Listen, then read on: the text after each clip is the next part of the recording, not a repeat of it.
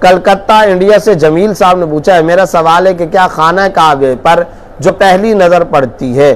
تو جو دعا بھی مانگی جائے وہ قبول ہوتی ہے؟ کیونکہ میں نے یہ بات کئی دفعہ سنی ہے اور جمعے کے بیان میں بھی سنا ہے، کیا یہ صحیح حدیث سے ثابت ہے یا صحیح حدیث سے ثابت نہیں؟ دیکھیں، بیت اللہ شریف پر پہلی نظر پڑنے کے وقت ہاتھ اٹھا کر دعا کرنا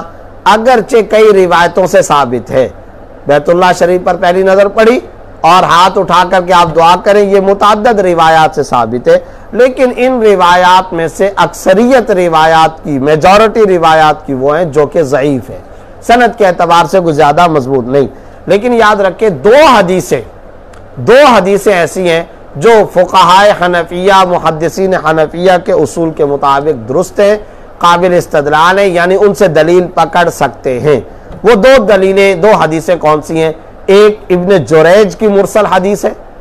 اور اسی طریقے سے ایک روایت حضرت عبداللہ ابن عباس رضی اللہ عنہما کی ہے، اور اس کو بھی حضرات محدثین نے درجہ حسن تک قرار دیا ہے۔ اسی طرح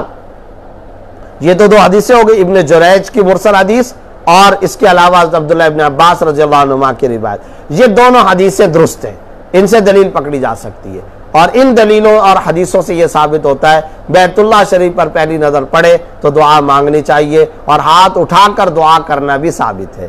اس کے علاوہ حضرت عمر رضی اللہ تعالیٰ عنہ، امیر المومنین، خلیفہ دوم، سعید بن المسیب، ان کے باقاعدہ عمل سے بھی بیت اللہ شریف کے اوپر نظر ڈالتے ہوئے دعا کرنا ثابت ہے۔ حضرت عمر رضی اللہ تعالیٰ عنہ بھی دعا کیا کرتے تھے، سعید بن المسیب بھی دعا کیا کرتے تھے، لہٰذا بیت اللہ پر پہلی نظر پڑے تو دعا مانگنی چاہیے، اور یہ قبولیت دعا کا اہم ترین موقع ہے۔ پہلی نظر پڑتے ہوئے جو دعا مانگی جائے، یہی تجربہ ہے، اور احادیث سے بھی یہی پتہ چلتا ہے کہ وہ دعا قبول ہوتی ہے۔ اللہ رب العزت ہم سب کو حرمین شریفین کی بار بار زیارت نصیب فرمائے۔